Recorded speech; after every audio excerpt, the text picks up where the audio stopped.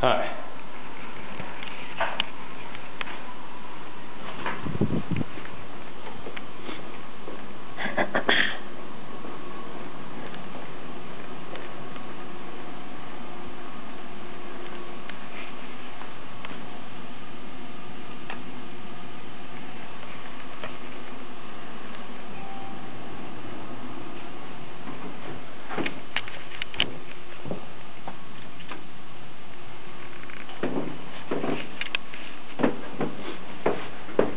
How's it going?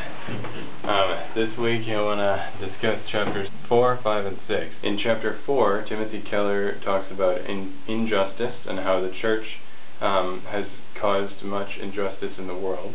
And he addresses that by saying it's not excusable, but there's also an equal number of injustices that have been caused by atheist groups, such as communism and so on, and also justice, or just things that have been brought about by the church. In chapter 5, he discusses the question of, can a loving God still send people to hell?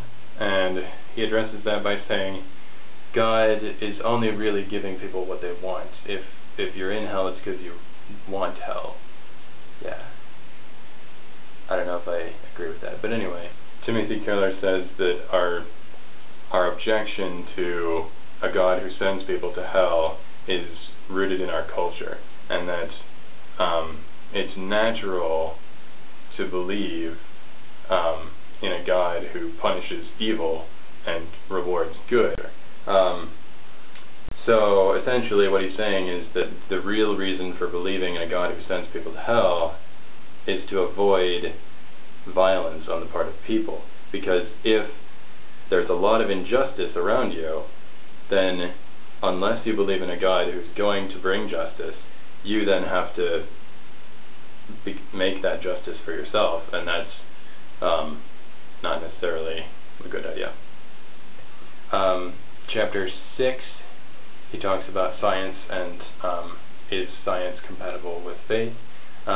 He cites that many people believe that science and faith are totally compatible, while at the same time he acknowledges that it should be somewhat of a struggle. Okay, so I want to elaborate on all doubts are in fact a form of faith. What I think is that everything that we know can't be known to be true for sure unless we have a sort of assumption that what we perceive is really true, or else that we assume that there's some source of knowledge that we assume to be reliable.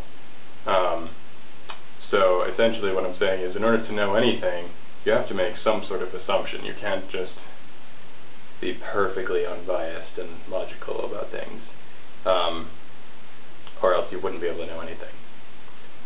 That's what I think, but I'd be interested to hear what you think, and I guess I'll see you when I see you.